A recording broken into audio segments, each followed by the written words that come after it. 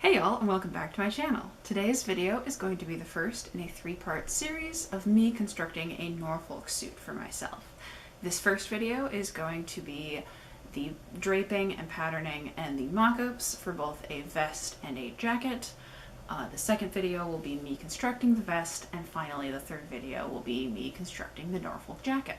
I have two reasons that I have decided to embark on this project. Number one is, as we know, I'm looking to incorporate more historically inspired or historical pieces into my wardrobe, and as I will explain shortly, the Norfolk jacket was popular in the 1940s, mostly on men, but whatever. I could wear what I want, and I'm making myself a Norfolk jacket. The second reason is that I am hoping to not only wear the Norfolk jacket as a full suit, but also just as a lighter weight coat for spring, to make the transition between wearing my thick winter coat and summer when I don't need a coat. And as I have mentioned, this is going to be a Norfolk suit. I have already made a skirt that I will wear with the coordinating vest and jacket, and I did not film it because it is a basic 3/4 circle skirt that's not very exciting. That's the whole reason.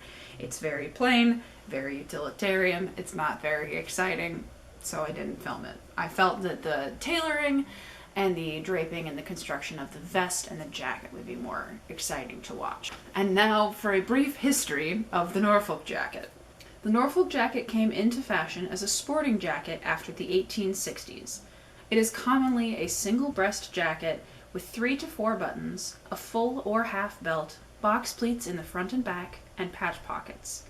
It is cut very roomy, which allows for more movement, perfect for golfing or shooting. It is cut with a similar amount of room as the sack coat, popularized around the same time. When worn for sport, the Norfolk jacket was often paired with knickers.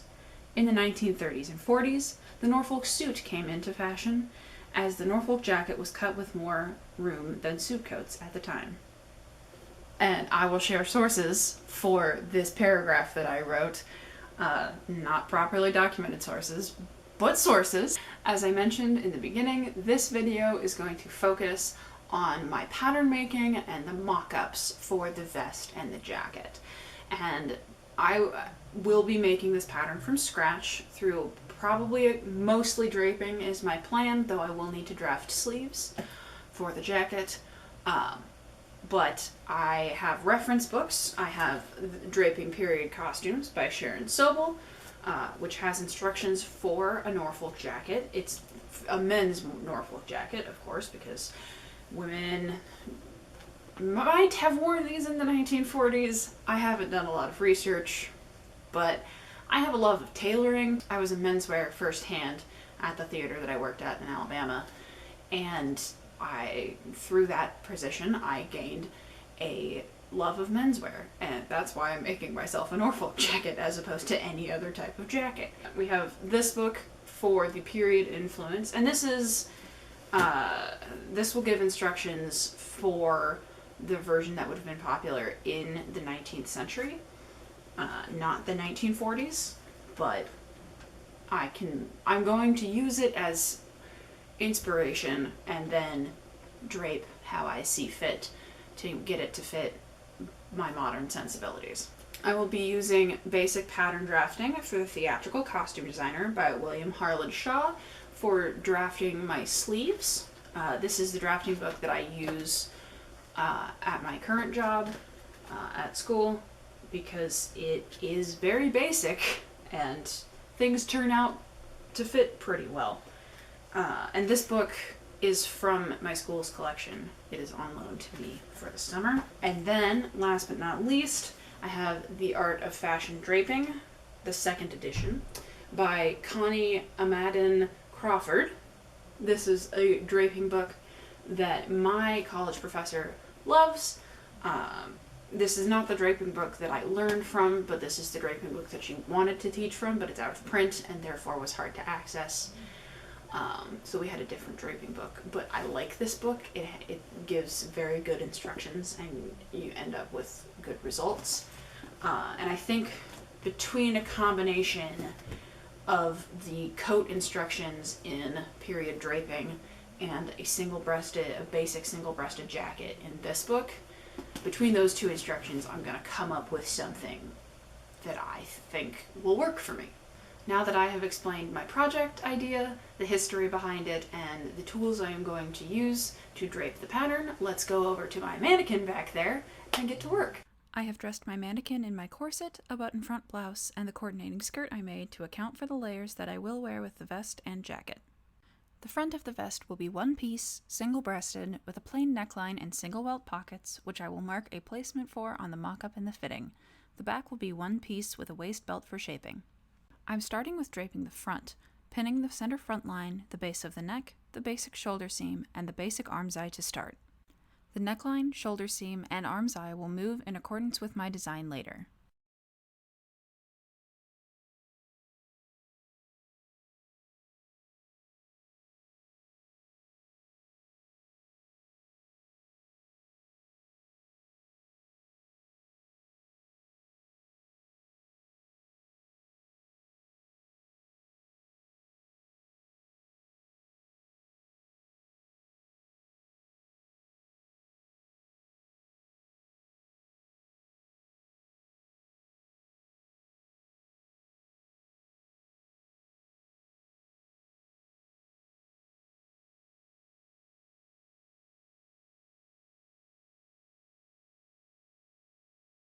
Next, I'm pinning the true side seam. This line will also move later.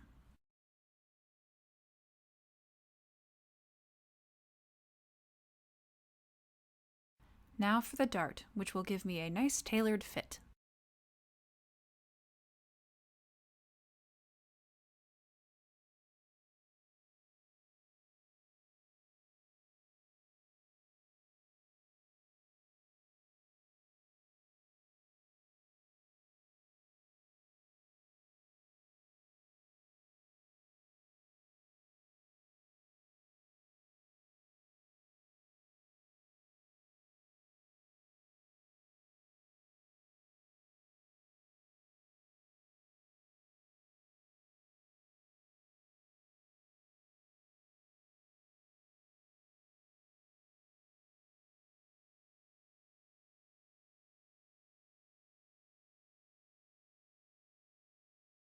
I'm holding off on doing the style lines on the front for now and moving on to the back piece.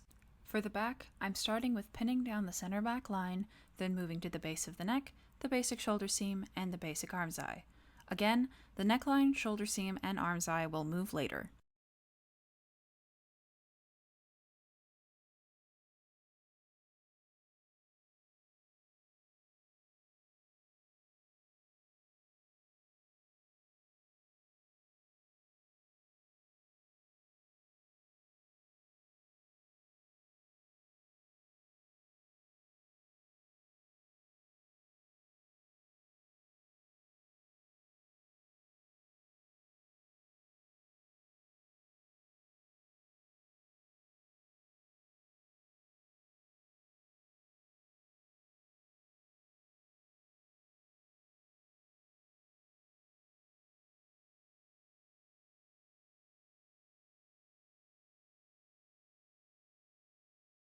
Next, I'm pinning the true side seam.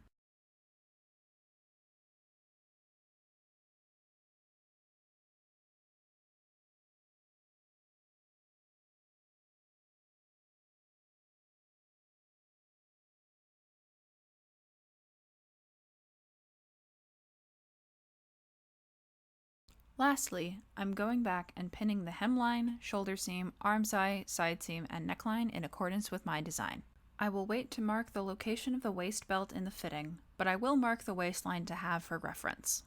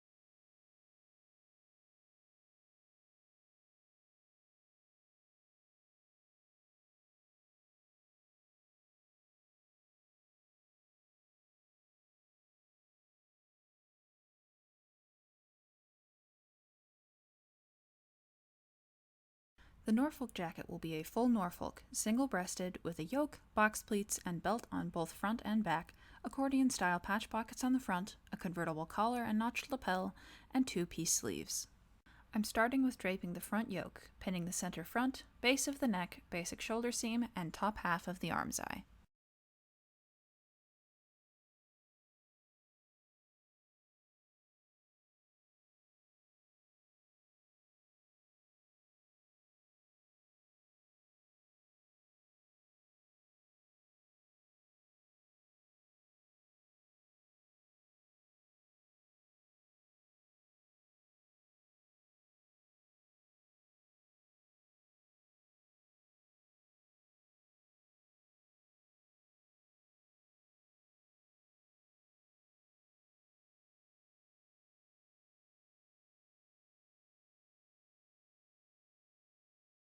Next is the jacket front. I'm starting by pinning the yoke seam, then moving to the center front.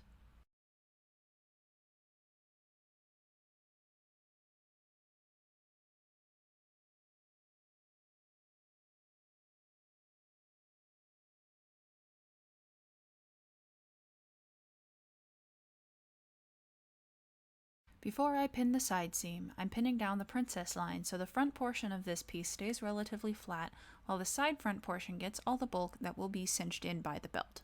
Next is the bottom half of the arm's eye.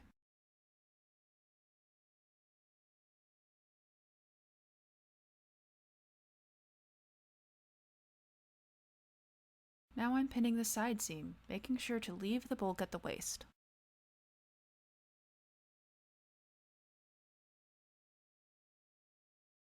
I didn't have quite enough fabric for the bottom of the side seam. Pro tip, always add more allowance to your measurements when draping.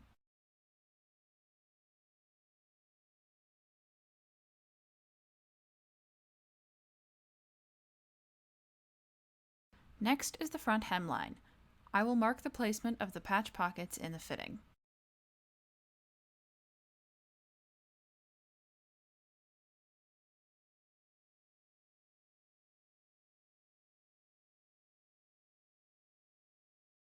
Moving on to the back yoke, I'm pinning the center back line, the neckline, shoulder seam, top half of the arm's eye, and the yoke seam.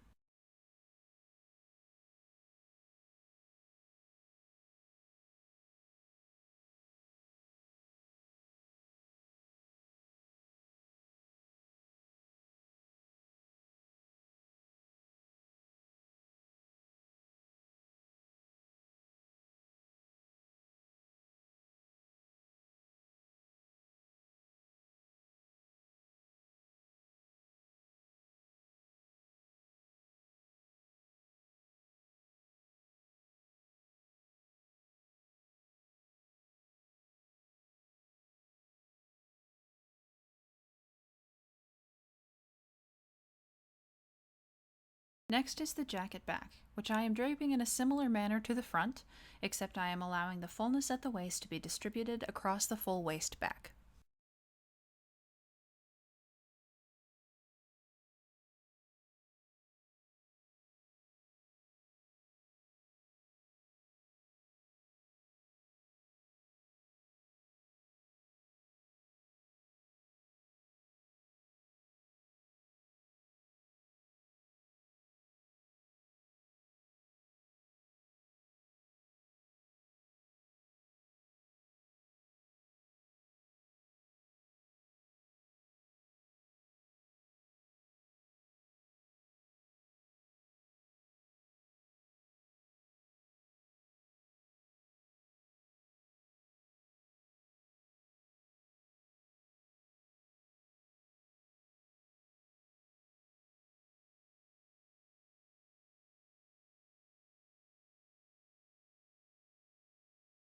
I'm marking where I want the center of the box pleats to go.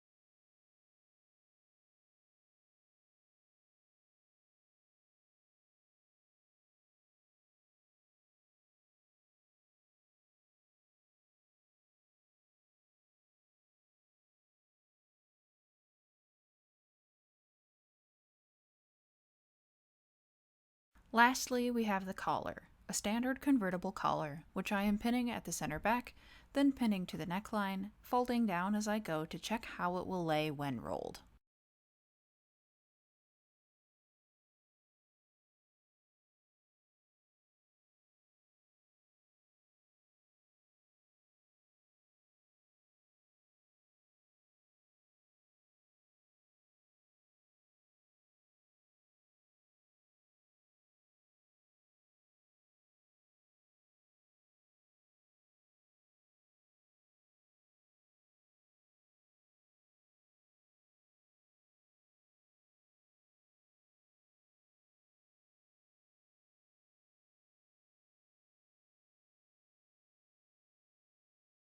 It's the next day. I have just finished drafting my sleeve pattern. It's a standard two-piece sleeve pattern, which I did not record because it's not exciting to me.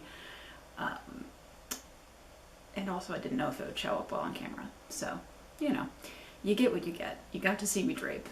And now I'm going to work on correcting my patterns and then construct my mock-ups. So I'll meet you in the fitting.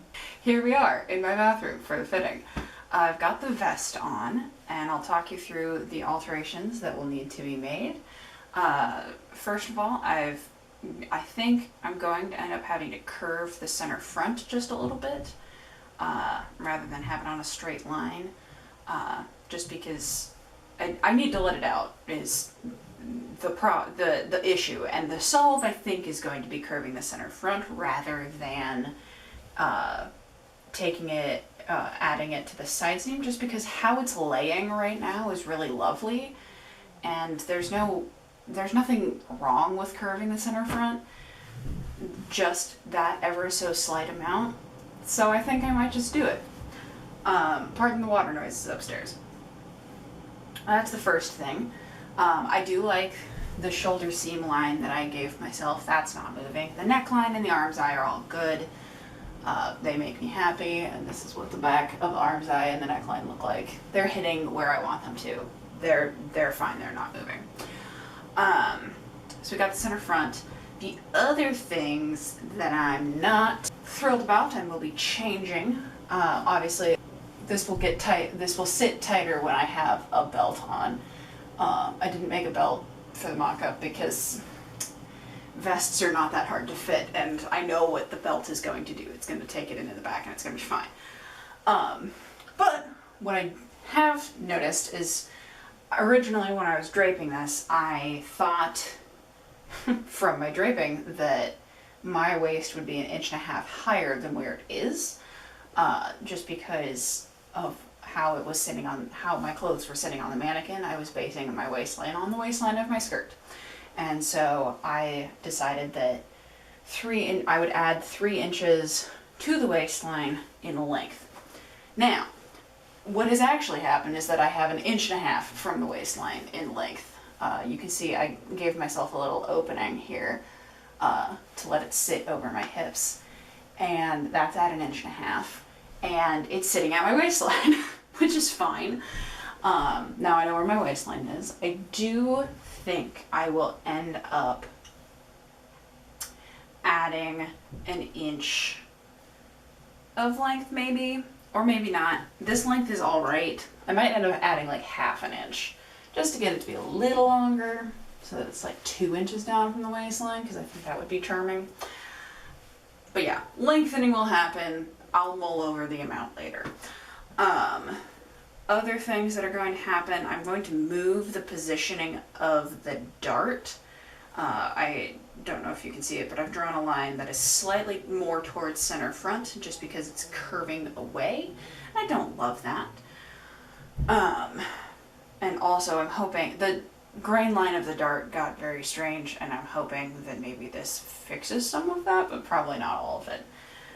Also, I don't know if you can see, I trimmed the seam allowance of the dart away on this side just because I wanted to see what it looked like, and I think I like that, so we'll probably end up doing that for the rail thing. In addition, I'm going to move the point of the vest hemline in 1 inch from, well, it's about 1.5 inches, but it'll end up 1 inch from where the dart is moving to. at the bottom, just to move it closer to the center front, to give it a more dramatic peak. And I think that will look nicer. Hello, bunch of thread. And lastly, I have marked the positioning of the welt pocket. It will be a single welt and it will be on a slight slant, which will end up going across my waistline. It's about where a welt pocket should be on a man's vest. So yeah, now I'll give you a couple seconds and I'll put on the jacket. I have my jacket mock-up on now. I will talk about the changes that will need to be made to this. Once again, I will be adding a little bit of ease, width, whatever we want to call it, to the side seam to account for the fact that it's too tight across my chest. This time I'm not adding it to the center front because one, the side seam comes up higher, and two, if I pull where I had intended the center front to be together, the placement, I like the placement of the box pleat better. So that's why I'll be adding that to the side seam rather than doing it to the center front and curving that. Secondarily, the belt placement is wrong. When I was draping this, I had drawn the waistline of the skirt and I knew that I needed 6 inches from the waist to the hem of the coat, because 6 inches is the line where my hip crease is when I'm sitting, and I didn't want the hem to go farther than the crease of my hip when I'm sitting. And I was like, okay, 6 inches, and it's an 1.5 inch wide belt, which is the same width as these box pleats. And so I'll split that difference and have my belt loops of the box pleats be stitched at 5.25 inches, and then leave 1.75 inches of space for the belt. The 1.5 inch being the 1.5 inch of the width, and then 1/4 inch for wiggle room. Might end up being more, we'll find out. But as we can see, that's wrong. The belt, because I want the belt to sit flat, but the belt is sitting very crinkled right now because the belt loops are in the wrong spot. So those are gonna move. Oops, that's just me using too much brain power, thinking that I'm doing the right thing, and then turns out I'm wrong. But overall, other than that, the fit of the jacket is great. I'm very pleased with it. I can move my arms. I love the placement of the yoke lines on the front and back. I think they're in very charming locations. Also, when I put this on for the first time yesterday, because I was too excited. I couldn't do it on camera, but I was so excited. And I'm still so excited. It fits. It's exactly what I wanted. I'm so happy. Yeah, so like the design is great and it's perfect. The fit of the sleeve is a little wonky. One, it's very long. It's hitting me at like, I don't know, the knobby part of my thumb right here. And I want it to hit at my wrist. So that'll get shorter, and I'll have to have my partner help me figure that out and rolling it and pinning it. But he's not home right now, so I'll figure it out when he gets home. And the amount of ease that's in the sleeve cap right now, I'm happy with. On the front. On the back, it's puckering a little, so I'll probably have to take out a little bit there. Although now that I'm saying that, I do need to move the arm's eye just the slightest bit so that it sits more on my actual shoulder. I'm back. I've drawn a new arm's eye. So the arm's eye will be moving a little bit up. Where it is on the underarm is fine. I just think I'm going to move it in about 5/8 of an inch from basically my across arm side point on the front to the cross arm side point on the back, just around the cap of the shoulder. I think we'll probably be okay. Since that's a tricky alteration to do on myself, I will be taking the sleeve off, altering it, and putting the mock-up back on just to make sure that it's correct before I do it in the real garment. But the rest of these alterations I feel comfortable doing just in fabric. It'll be fine. But other than that, the room in the sleeve, it is pretty roomy, but as we remember from our brief history lesson, the Norfolk jackets of the 19th century were cut with roomy sleeves. So I'm not actually too terribly mad. If I were trying to make this like a good tailored lady's suit, I would be concerned about that. But I'm making this, one, to be worn as a suit, but two, to be worn just as my spring jacket, as the transition from, specifically from winter to late spring, where I don't need my heavy pea coat. I just need I need a warm jacket, but I don't need it to be like long and bulky. And having wider sleeves that can accommodate a sweater will probably be helpful. And actually, after this, I'll go try on a sweater and make sure that it fits before I make any actual decisions about the roominess in the sleeve. But right now, I think it's fine. If I cinch it down to my arm, I've got about 4 inches of ease around my elbow, which I think is good. And also, of course, the jacket's going to be fully lined, and lining takes up space and all of that. And quite frankly, I might end up adding a little bit of ease into the jacket part to accommodate the lining, because my lining's fairly thick, and also the fabric's pretty thick.